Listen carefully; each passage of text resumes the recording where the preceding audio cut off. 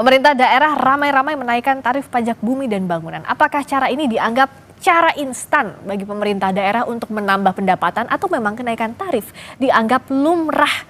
Kita akan bahas bersama dengan Ahmad Doli Kurnia dan juga Trubus Rahardianto. Selamat malam Bapak-Bapak. Selamat malam. Assalamualaikum. Waalaikumsalam warahmatullahi wabarakatuh. Ini ya kita bicara sekarang melihat dinamika ternyata nggak cuma di Pati aja, tapi ada di berbagai daerah. Rakyat marah karena pajak kok naiknya bisa sekian ratus %, ada yang bahkan sampai 1000%.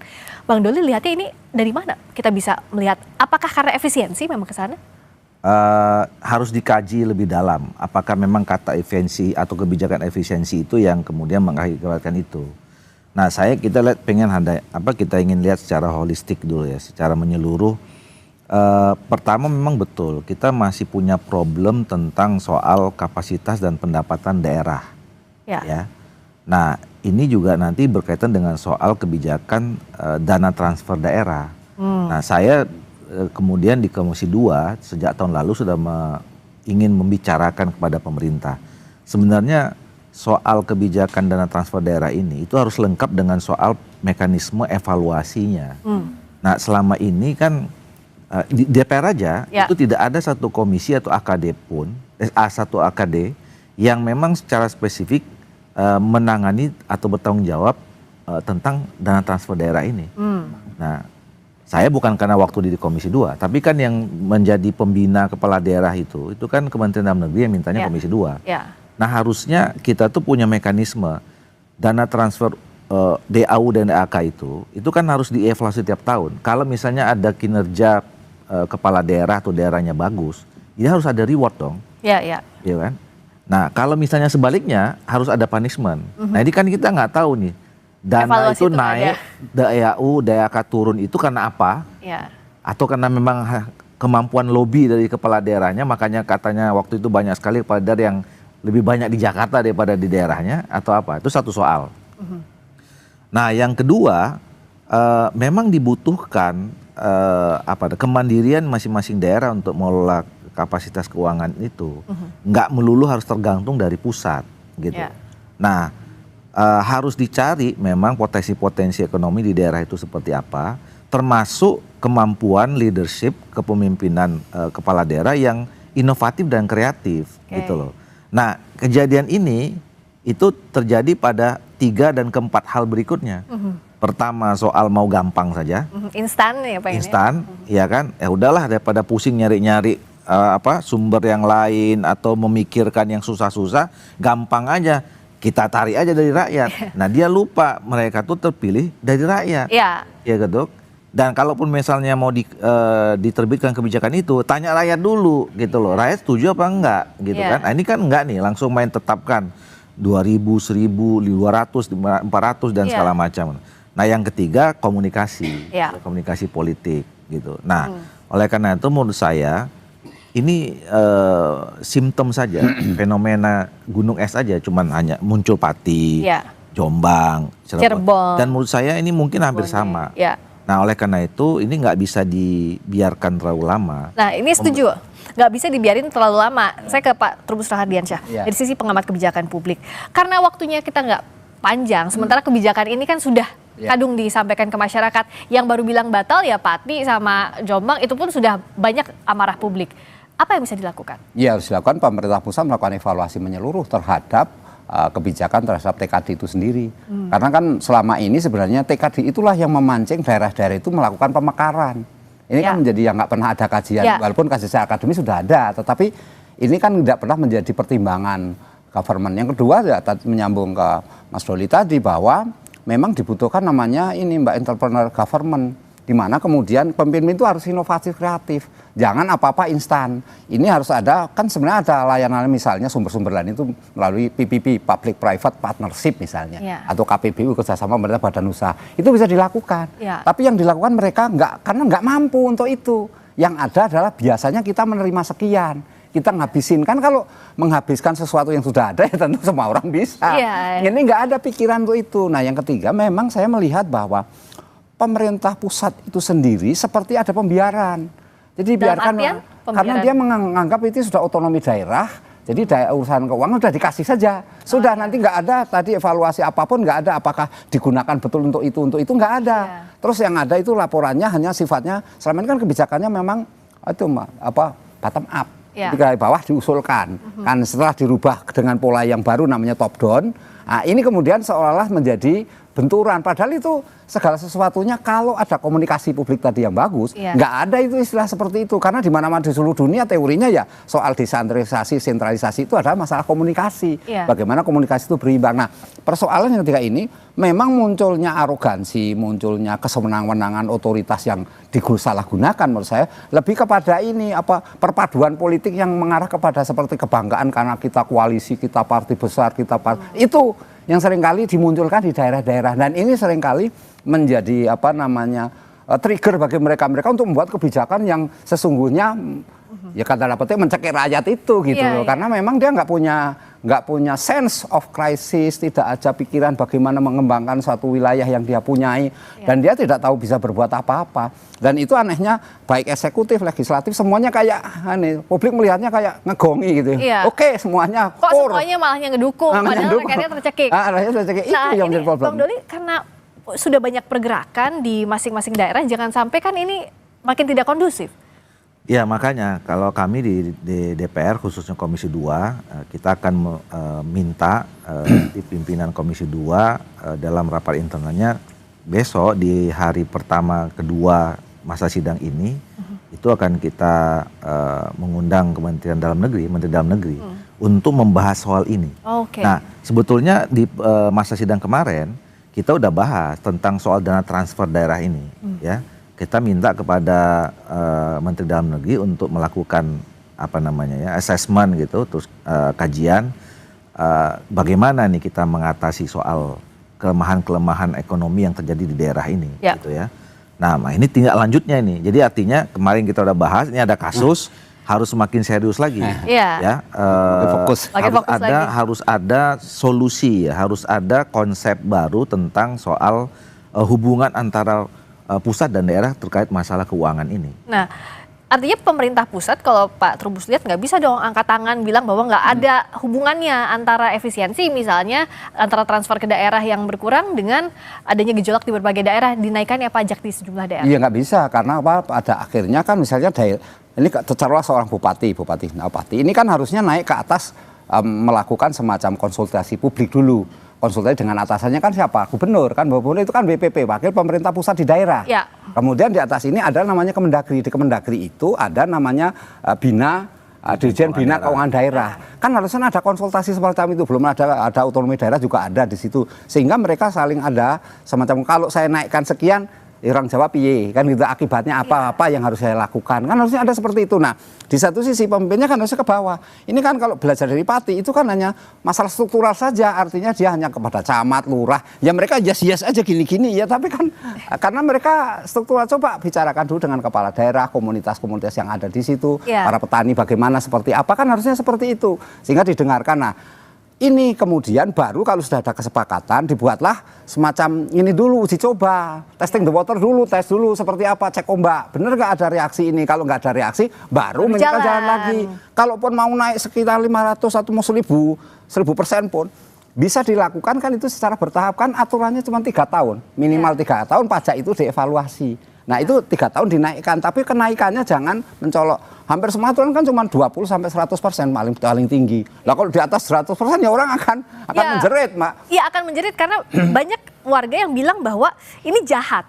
Bagaimana tidak, masyarakat tuh taunya saat bayar PBB loh, kok jumlah saya jadi segini. Bang Doli, emang seberapa terdesaknya sih kalau di DPR lihat kondisi daerah kok sampai tidak ada sosialisasi sama sekali, masyarakat nggak tahu tiba-tiba dibilangnya ada harus naiknya ratusan sampai. Nah itu kelemahannya tadi saya katakan. Jadi pertama soal komunikasi bagian dari leadership, yang kedua memahami mekanisme terhadap pengambilan kebijakan. Itu yang saya pernah katakan. Kalau misalnya ya keinginan atau kebijakan ini mau diterbitkan melalui mekanisme yang tepat, mungkin tidak sebesarnya reaksinya. Misalnya bicarakan dulu dengan DPRD. Dan biar kuat, bukan lagi perbub, tapi mungkin perda, kalau disetujui oleh DPRD. Nah DPRD pasti kalau kemudian ini disampaikan konsep, dia akan tanya dulu tuh pasti sama konstituennya, ada hearing dulu, ada uji publik dan macam-macam sebelum peraturan itu diterbitkan. Nah itu kan kita bisa dengarkan feedbacknya. Nah kalau pada saat kita dengar feedback itu banyak nggak setuju, ya ditinjau ulang kebijakannya, sampaikan ke Bupati, ini nggak bisa. Nah ini kan enggak nih, DPRD pun di bypass juga, dia terbitkan perbub naik sekian ratus %, habis itu ada reaksi masyarakat, dia tantang pula, kemudian sampaikan ke gubernur udah bilang tolong ditinjau ulang. Bahkan Pak Prabowo kemarin udah katakan juga kan berapa hari yang lalu, itu tolong jangan diteruskan. Tapi masih terus juga. Nah jadi udah complicated jadi masalahnya soal Pati ini. Beda kan dengan kasus yang lain ya. Kalau komunikasinya bagus dan kemudian didengar pendapat masyarakat, mungkin saya nggak terlalu ini. Tapi itu kan dihilir. Nah hulunya tadi itu menurut saya masalah tadi soal bagaimana kita mengatur soal hubungan keuangan pusat daerah yang betul-betul proporsional. Nah sementara ini apakah transfer ke daerahnya ya tidak diefisiensikan dulu begitu? Mungkin nggak atau nggak mau itu sudah diketok palu dari pemerintah pusat nggak bisa apa-apa, sekarang bolanya di daerah? Ya nggak, tapi sebenarnya begini, kalau memang akibat ini disebabkan karena tadi kebijakan efisiensi, itu yang saya katakan tadi belum tentu benar. Karena sepahaman kita, Pak Presiden dalam mengambil kebijakan efisiensi itu kan pasti juga mempertimbangkan faktor-faktor atau variabel-variabel yang tidak mengurangi kepentingan rakyat. Kan visinya Pak Prabowo itu, gitu ya. Nah, makanya itu yang kita cari tahu. Kita nggak boleh dulu kemudian mengatakan ini sebab dari itu. Kalaupun misalnya iya ya, katakanlah gitu ya. Ini kan namanya gubernur, kemudian bupati, wali kota, itu kan juga secara implementasi kebijakan perpanjangan tangan pusat kan. Jangan dong kemudian misalnya dia punya problem sendiri di daerah, nggak bisa diatasin, ya, di atas nggak dia kasih tahu, kemudian di bawah dia tekan, begitu ini dia bilang nih gara-gara efisiensi, nggak boleh gitu juga. Itu tadi saya katakan soal leadership, soal kemampuan, kreativitas, inovasi macam-macam yang nggak ini gitu. Nah, tapi terlepas dari itu kita kembali saja menurut saya ini harus cepat diselesaikan, jangan dibiarkan lama-lama, karena ini akan jadi snowball nih, ya kan? Ini pasti besok kalau nggak diambil alih oleh pemerintah pusat, dibicarakan di di pemerintahan dan sama dengan DPR, ini akan terus nih keluar nih satu-satu. Ya gitu. pasti. Nah, makanya oleh karena itu kita cari ini solusinya. Ini kasus yang menurut saya bagus untuk meyakinkan kita semua bahwa hubungan keuangan pusat daerah kita ini atau potensi daerah nanti bisa kemana-mana nih, bisa soal nanti bisa ke pemekaran, bisa juga nanti soal kepala daerah ini pemilihan langsung atau DPR, karena ini ada pasti ada hubungannya semua nih nanti, gitu loh. Betul. Nah, untuk masalah yang ini dulu Pak Trubus, kan ini sudah terjadi di berbagai daerah. Kok ya kayak janjian begitu kan masyarakat ternyata begitu. Di Pati ternyata nggak cuma Pati doang, ada Cirebon, ada Bone dan lain-lain. Apa sih yang menyebabkan kok tidak bijak sekali pemimpin di masing-masing daerah banyak lagi nggak cuma satu? Iya, saya melihat ini semua persoalannya tidak ada koordinasi kerjasama yang sebenarnya menjadi tanggung jawab pusat. Dalam ini Kemendagri, kan artinya kan ketika daerah-daerah itu memutuskan, harusnya kan dia memantau tahu kondisi yang terjadi di bawah. Nah karena apa yang di bawah ini memutuskan sendiri, ini karena ada masalah kemudian seolah ini nggak ada hubungan sama sekali, padahal itu sesuatu ada korelasinya. Ada missing chain dong, ada missing link gitu. Iya, ada missing link, ada benang merah lah katakanlah seperti itu, sehingga yang kita lihat adalah bagaimana kemudian ketika kebijakan itu dibuat, itu tidak berdiri sendiri, itu kan satu kesatuan. Publik itu melihat yang namanya kebijakan pemerintah, ya pemerintah itu pemerintah pusat mau pemerintah daerah, tahunya dia pemerintah. Kok saya suruh bayar pajak sekian, dulu saya bayar pajak cuma 1 juta, tiba-tiba saya disuruh bayar 5 juta, waduh. Ini pemerintah kurang ajar amat ke saya kan gitu. Dalam hati kan seperti itu. Nah, keluhan-keluhan semacam ini harusnya kan dikasih semacam channel aduan. Bagaimana ketika Anda nanti ada persoalan, silahkan mengadukan ke sini. Ketika aduan terus ditindaklanjuti, diselesaikan secara baik-baik, dipanggillah orang itu, diberikan pengertian, pemahaman. Ini kan harusnya ada istilahnya channel-channel di mana kemudian ruang-ruang publik untuk mereka saling berkomunikasi. Nah, antar daerah ini sepertinya memang ini jadi persoalan, apakah kenaikan itu merupakan bentuk sensasi atau itu merupakan solusi, kan jadinya seperti ini, karena orang berpikir mereka berlomba-lomba untuk ini, wah itu sensasi sekali karena 1000% naiknya kan sensasi, tapi yang saya mengatakan itu solusi menghadapi kekurangan uang, PAD-nya rendah macam-macam. Padahal yang namanya soal pajak restribusi itu kan berkaitan langsung terhadap publik. Kenapa tidak melakukan satu kehati-hatian di dalam membuat kebijakan itu? Artinya publiknya tadi ditanya dulu kan, tanya apa sih sesungguhnya, mau nggak seperti ini? Kalau nggak mau ya sudah, ada feedback dulu harusnya. Iya, ada feedback dulu. Tapi kan masalahnya kalau itu yang dilakukan kelamaan, Mbak. Ini kan dihadapkan karena apa? Karena kebutuhan. Misalnya kan di Pati itu APBD-nya sekitar 36 miliar katanya gitu. Nah, untuk pengeluaran kos macam biaya birokrasi itu hampir nyaris 200 miliar. Apakah siapa kepala daerah pun akan pusing di situ. Nah, itu gimana? Itu. Jalan tengahnya, solusinya untuk publik juga tidak terbebani, nggak dapat beban dari pemerintah, sementara pemerintah daerahnya harus putar otak seperti apa sih yang disebut inovatif dan juga kreatif dalam waktu singkat untuk menutupi jumlah anggaran yang dibutuhkan. Apa yang harus dilakukan? Tapi usai jeda di Sapa Indonesia Malam, kami segera kembali. Karena tadi apakah ini sensasi atau solusi? Yang jelas pasti sensasi lah. Kalau sekarang sudah banyak kemarahan publik karena sudah ketok palu baru dibilangin ke publik. Nah, tapi solusinya apa sih, Bang Doli? Karena kan di sisi lain pasti pemerintah daerah juga butuh anggaran itu. Tadi kan paling cepat ya mintain aja ke publik. Jadi mau apapun itu, sensasi atau solusi, nggak boleh beban itu dikasih ke rakyat. Itu dulu prinsipnya. Itu setuju. Ya, mau sensasi kek, mau solusi kek, gitu ya. Nggak boleh solusi kemudian nekan rakyat. Nggak boleh itu. Nah, yang kedua sebenarnya ini saya dari perspektif politik ya. Dulu kan calon-calon kepala daerah ini merebut simpati pada masyarakat.